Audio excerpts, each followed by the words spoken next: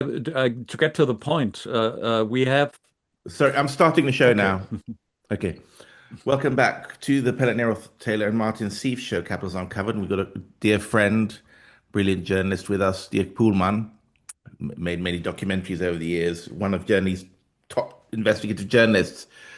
And what we were just talking about before the show, when we're developing themes, was the forest fires, which we had with Hall Gardner a few days ago. And the theme is but using his poetic mind, he said, this the Danube is drying up, and you're seeing these German warships rising out of the river. So it's a combination of remilitarization plus ecological devastation that's happening to Europe. I mean, we're getting them all at the same time. Dirk, of course, you're very heavily involved in historical Nazi history and, of course, Cold War history and contemporary history, the conflict with Ukraine, which is bringing forth a lot of these ghosts of wars past. But you've also got some personal Yes. experience of the forest fires, haven't you? Because you've got a house in Crete, and you were just talking vividly about how you were on Turkish television describing how Exactly. your home was spared, but others around it, and several firemen died. And then the problems that Europe is getting planes that can stop these fires. Can you pick up on that story? Yeah, it is the point where I have a background in aviation. Yeah, I have to say that. So that is the thing that since I'm 14 or so, I follow that and but I have a background in the history and the technology, and I even made a commercial pilot's license once to because my plan originally was to report in that direction. Yeah, but from that I still follow that, and I know that these fire planes that you see in Greece and in France, and they are really the only Western planes. They're Canadair CL-415, and they are out of production. The last planes that exist have been produced in 2015, and they are certified. And then the other thing is that we have an excellent Russian plane, the Beriev 200, which can carry more than twice as much of the water amount that the Canadairs can take. And it's enormous. It's 12 tons and 14 seconds that it can scoop up. It's jet engined, propelled, so it is fly very much faster. So you can. It's an excellent plane if you go somewhere and have a longer route to the place. The Canadairs are close. In Greece, no problem because there's water uh, always in the vicinity or mostly in the vicinity. But the point is that I read, and we had the forest fires in Germany, and they were hiring small agrarian planes that usually bring out pesticides from Poland to bring water in them and use them as firefighting planes. We don't have any equipment. And they said that the European Union will have the new Canada 515s in 2028. I strongly doubt that because the plane is not certified. And the chain that you need to certify a plane, the companies that produce all the stuff in between, some of them have gone out of business. It will not be an easy task to certify the plane. And 2028 is really if everything works by plan. And I would doubt very much that it works by plan. And then a lot of countries in Europe, for example, Switzerland, they have the best firefighting helicopter that exists is the Kamov 32. Switzerland had them. They are extremely maneuverable, and they have another feature that is very rare for an helicopter. They have a firefighting cannon in the bow of the plane, so you can fly somewhere, point that like a fire truck, and point the hose at a fire and spray the water on that, which is also good because flying over the fire is what you have to do with a plane or with a helicopter, but that's really that's really dangerous. So there's always accidents with these firefighting planes. What I wondered is that Europe, in the moment that we need it, we're lacking the capability, Yes. and the all the Russian planes have lost their certification in 2022. So Switzerland tried to work around that via Northern Cyprus, which is not part of the EU, and get the parts there and have them still flying. And there are some in Northern Cyprus, but it would be an excellent case. That's what I said on the Turkish station, to have a pragmatic cooperation, to work together with the Russians because they have excellent equipment for firefighting. And I think it's an emergency that would warrant that we work together. It would be a place where we could start to work together again. Yeah, in this case, because it will be a dire emergency. And I just read an article yesterday, and we are fed bullshit about the capabilities of firefights from planes and helicopters in Europe. They don't mention that they cornered themselves in with a non-certification of these Berievs who fly, for Exactly. example, for Turkey. There are only 12 of these planes. They would probably it would be a good idea to have some kind of, let's say, Eurasian Air Force, firefighting Air Force that you can direct, where you have the planes and put them where they are needed simply by the task of fighting fires. That is not political. This is not a war situation. It's a dire emergency situation. And I always thought about Egon Bahr, who told me in an interview how they got the idea of détente. And they said what happened. Willy Brandt was mayor in Berlin, 1961, when they built the wall. And from one day to the next, it was, everything in Berlin broke down completely. But they needed 40,000 people in Berlin, which were able to cross the border back and forth. 40,000 for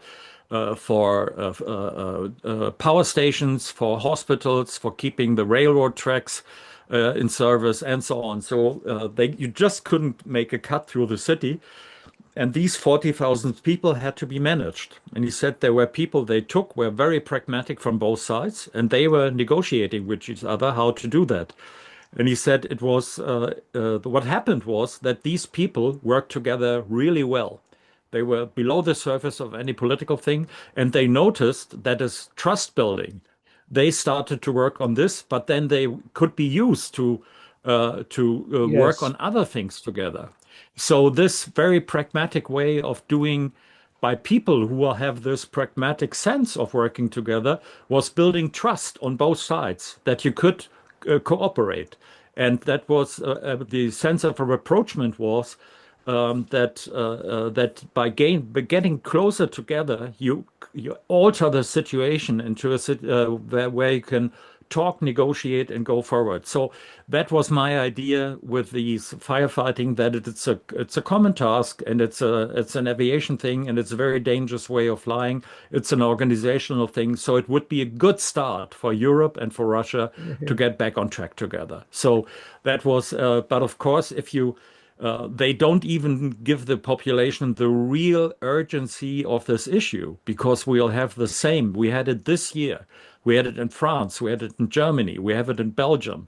I heard from Pele that you had tropical temperatures in England now. Oh my God. So Oh yeah, absolutely.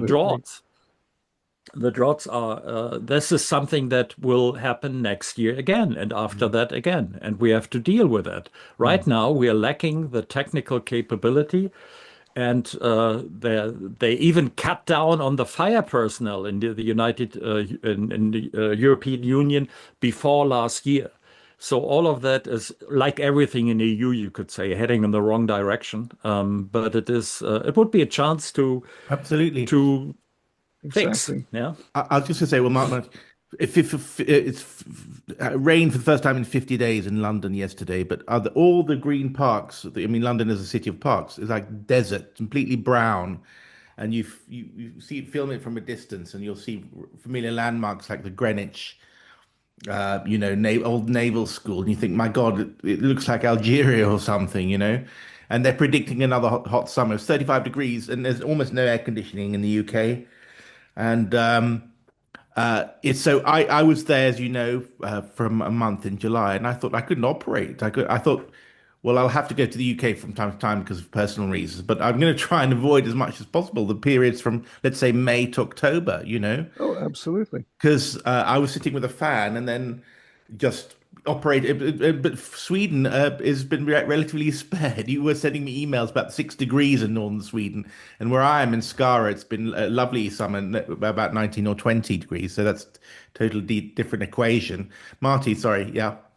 Yeah. No, I mean, I wanted to jump in here, Pele, because what you say, Dirk, is very hugely striking to me. And as usual, you point ahead a brilliant and common sense uh, course of action to benefit Europe and to benefit the world that should be obvious to everybody, and nobody seems to have thought of it. This business from Willy Brandt, bless him, of pragmatic cooperation. And that when you start, as you say, cooperating on pragmatic common sense issues of mutual interest, good things follow and unexpected opportunities develop. I mean, I found this nearly 25 years ago when I was just moved to United Press International, and I was at executive level for the first time in my career, and therefore, both simultaneously insecure and eager to confirm to people that I wasn't just a bright, charismatic, adventurous young reporter. I could actually do responsible things as well. And I was given what was supposed to be a useless job of negotiating with a vastly larger and more powerful news agency than we were, the RIA Novosti news agency in Russia, which I think is either directly or indirectly state controlled.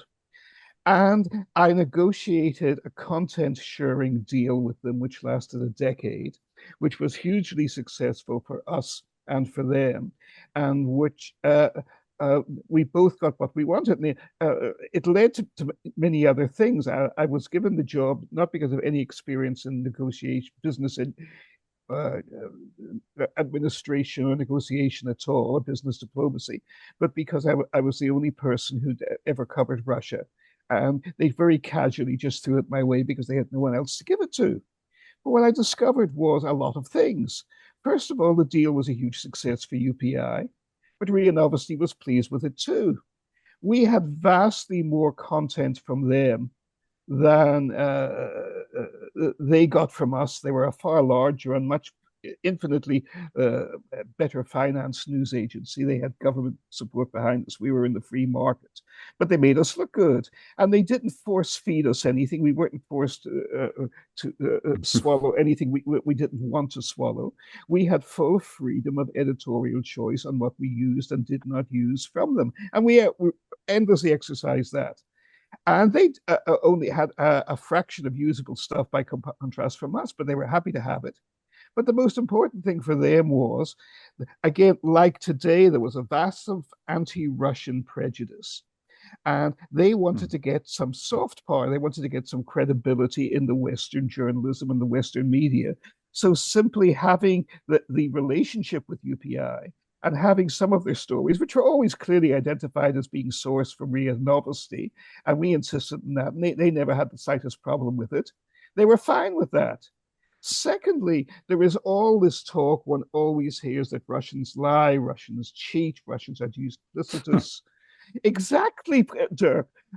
We found that they were honorable and consistent. They drove hard bargains. They knew exactly what they wanted and didn't want. And if we failed to deliver, they would pounce on it immediately, as any good negotiator would. But they always lived up to their side of the bargain. And they never pushed, if they could take advantage of holes in the agreement, they would do so, as did we. But they would never push beyond that. And when we drew lines, they said, fine, we respect that. And we found if we treated them with respect and trust, they treated us with respect and trust. Now, of course, on defense and national security issues, the standards have to be much higher. But it was exactly as you said, Dirk. It built that relationship, and it started off unlimited pragmatic interests of self-interest, just as you describe the birth of détente under Chancellor Brandt all those years ago was exactly the same. But there's another angle before I throw it back to you that you brought up that I think is very striking, and that is something else that we've been monitoring on this show. and that is the rise of Russian technology, not just China and India, but also of Russian technology and industry at the same time when Europe, and we also find it in America, when we are declining head over fist. And we are not declining because of Russian sabotage or because of evil Chinese mercantile practices. Exactly. Clearly, you've heard all these arguments too in Europe all too often. Mm. We are slitting our own throats. There is an anti-industrialization bias. Environmentalism, which ought to be a hard science, has in fact evolved, as you know, into a green romanticism that Wordsworth and the German romantics of the 1830s and 1840s, who are the anti-industrial ones, would have been all too happy with. And the glories of Germany, the glories of America and of England and Britain, of hard science, common sense, applied technology are being forgotten. But the one key point I want to make finally on this is, as you again bring out, here is Russia producing exactly the kind of firefighting aircraft that we desperately need in Europe, and not to mention in America as well. And they would be willing to sell them to us. We are the ones who refuse to buy them from them, and we slit our own throats by doing so. And again, this is a metaphor for wider issues. Green environmentalism is not hard science. Global warming is all too real. But what is crucially needed, as Pele pointed out, to combat global warming is more sensible and shrewd and focused scientific knowledge and applied technology in the West, as in Spain and Italy, they cut down the number of forest fires even while the temperatures in those countries grew, because they had learned how to manage their forests much more responsibly and sensibly. And I think what you're saying, Dirk, is part of the same process. We need more science, applied science, to fight the challenges of global warming rather than less. Yeah, what do you think, Dirk? Pardon? Well, what do you think? Well, we've sort of drifted over into the green argument because you were a green, um, but then you started opposing them because they were, the khaki green party going into. But how do you feel about how the whole green debate is taking place in Europe? Do we need doubling down on net zero, or do we have to do something else?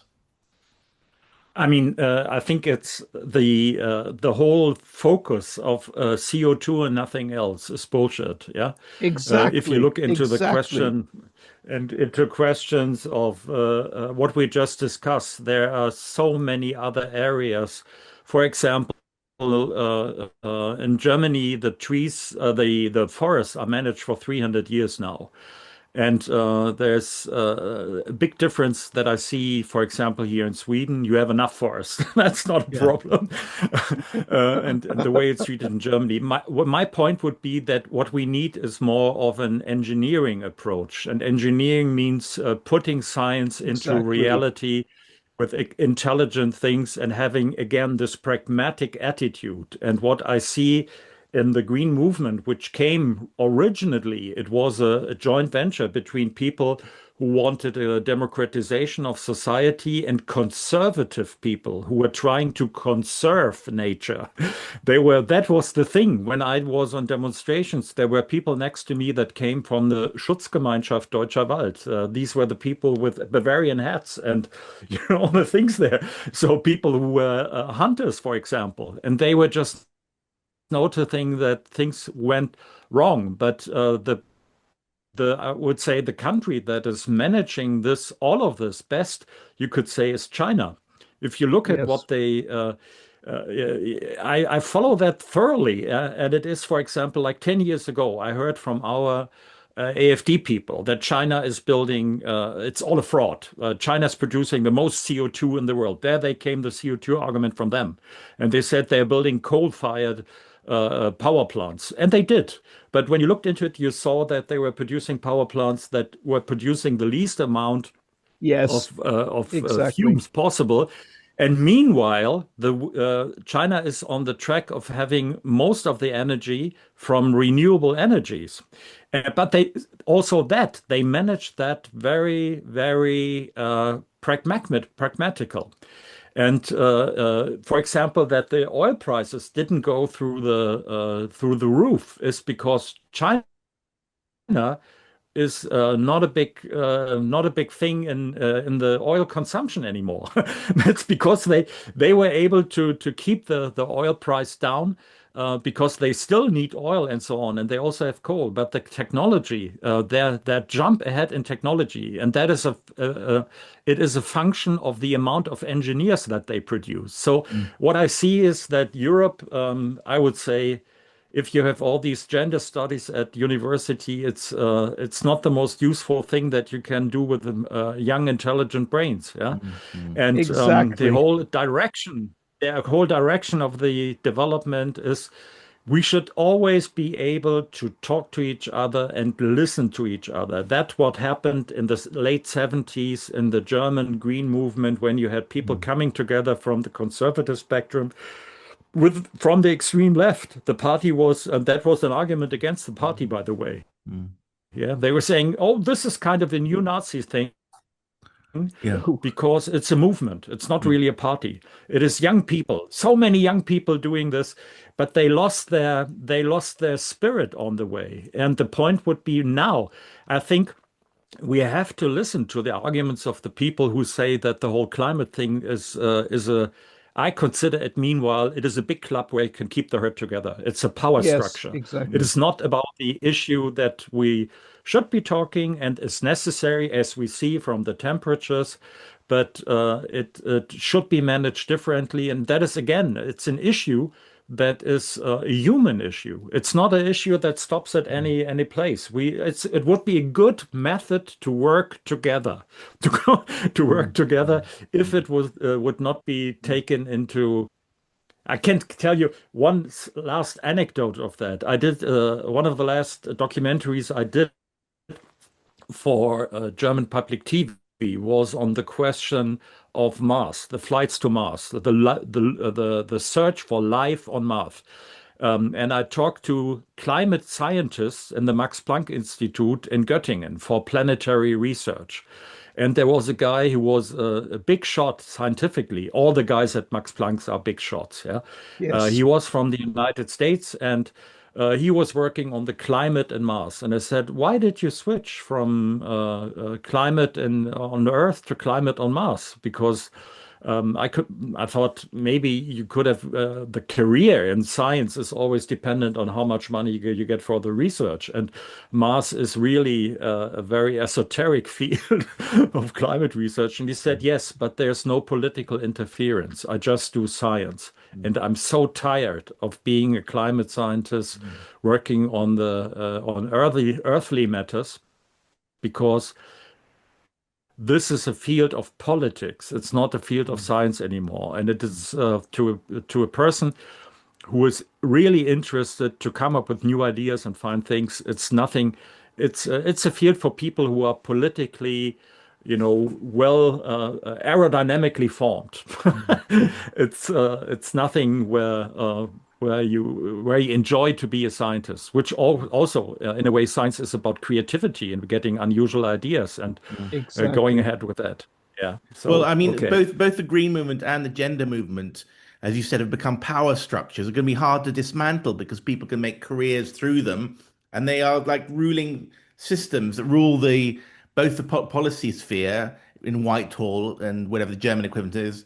And so gender studies and ambitious people who might not be so clever go through that system, and they're killing our innovation in Europe. And what you're saying is that we need engineers and innovation, and that way, Yes. and once we bring things on to, I mean, we're sort of this part of it, some of us think, well, maybe, if you to learn, if you do a humanities subject, you're into dialogue and understanding of high verbal intelligence, whereas engineers can't communicate because, they're spods, they're natural science people, they're stuck in their figures. But actually, science is a common language that can unite us because people can understand Exactly. facts. Whereas people stuck into different power structures, whatever the Russian power structure is, contra the one that rules the West, it's going to be difficult. So maybe we should have fewer of those people and more engineers, as you're saying. I'm just researching what you're saying. Yeah. Well, Yeah. Or at if least we I'm should have people like as I mentioned, Egon Bahr. It was he yes, was it's a very maybe not so difficult to understand, but I told him, I said, I considered you one of the greatest patriots that we have in policies, because you were not trying to make Germany powerful and big, but to have the options of having policies. So he was in détente policy, but it was Germany was moving ahead with their own foreign policy, which meant let's get over with the Cold War. Let's try to work together. And all this, it was at the same time, it was very much on the interest of Germany. But it's the same as we have now. Right now, the whole attitude towards Russia. I mean, for anybody who has ever been to Russia, I think what we all notice is that these people are, for a German, it was, I always say they love German culture, but they love a German culture that doesn't exist anymore. They yes, love something that exactly. is like 30 years old, and they said maybe they can show us what is good in our culture to get back to that. That I even noticed that I did the first two documentaries I did in with interviewing Russians was about very awful themes, issues in World War II about prisoners of war. I mean, if you look at how Germans treated Russian prisoners, they just let them put them in fences and let them starve to death because they wanted to get rid of them. And still, I was talking to people who were then in forced foreign labor. And the attitude was there was this old guy who looked at me and said, don't you think we should have always been friends? We would fit so good together. And then Exactly. when I said, yeah, but Germany and so on, they said, yeah, was not Germany, it was Nazi Germany. And you were 12 years, you were sick. And that is not your core. The core is something different. And I understand Exactly. that. I've been there. And then I thought, wow, what a great heart. What a great heart. Not to be, he would have had any right to hate us. But his attitude, and this is what the Russians are. I was so astonished about what, when I was there, how I was approached, that I always thought we would have a great future if we go to that. And then, for example, work together in the fields where we can work together. I even have the feeling to say that if you go to Germany and Russia, I think if you let us without interference from the outside, we are kind of magnetic. Even in terms of culture, the culture is the way of literature and so on is so similar that it would be a great future if we could understand that. And then if you go, for example, to Great Britain, that is the thing. If you take the greatest writers of the three countries, you notice that really we could fit together. We would be more than the sum of Exactly. our parts. Yeah. Marty, we got 3 minutes left. How is there anything you'd like to would you like to sum up what we talked about? 100% agreement with you, Dirk. And in fact, I urge you to come out of semi-retirement on documentary making to make another one on the causes of global warming, because I would maintain. 50 years ago, I sat literally at the feet of an American genius, Ralph E. Jurgens, an electrical engineer, who developed advanced Isidore Rabi's work on the sun. Since the work of Isidore Rabi, who won a deserved Nobel Prize for it, we know the thermonuclear processes that power the sun. But it was always assumed they take place in the core of the sun. They do not. For 70 years, all observations show they take place in the photosphere, in the surface layers of the sun. And that where the temperature is hundreds of millions of degrees high, whereas in the core of the sun, it's only millions of degrees high. Why is it so much hotter out there? Because that is where thermonuclear fusion takes place. What triggers thermonuclear transfusion? Galactic current, which is misnamed solar winds in complacent, fossilized American, Anglo-American, British and American astrophysical theory. Now, this is still regarded as a crackpot view, even though it is confirmed by all the views of this. But the point of this is very important because the sun is moving through the galaxy.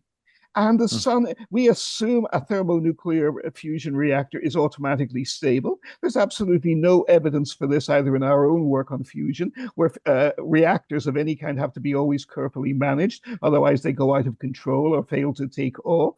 It's an unstable process, but if it is fueled by galactic electric current, the implication is strong. We are moving into an area of stronger galactic current, which makes the sun hotter, which causes our global warming.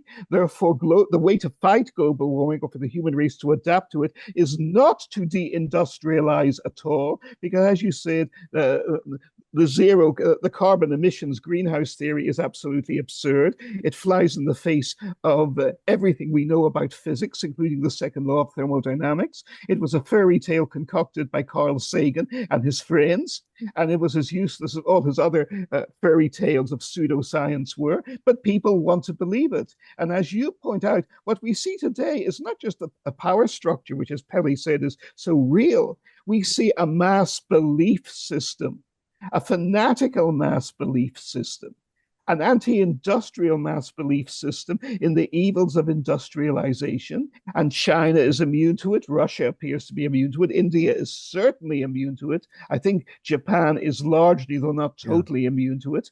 But in America and Britain and Western Europe, not Eastern Europe, where they're more sensible, as you know, but in Western Europe, this is the core of our problems. Advanced costs for electricity, production lines for firefighting equipment, and aircraft, as you point out, Dirk, being shut down when we need them the most. We've got to wind up there because we've got less than a minute left. Dear, come on again soon. And we've got yes, absolutely. Tom Nelson, who's one of the top climate skeptics. And I think I'm really holding the line for the more traditional view there. But Dirk, I'd love to have you on again. How long are you in Sweden for?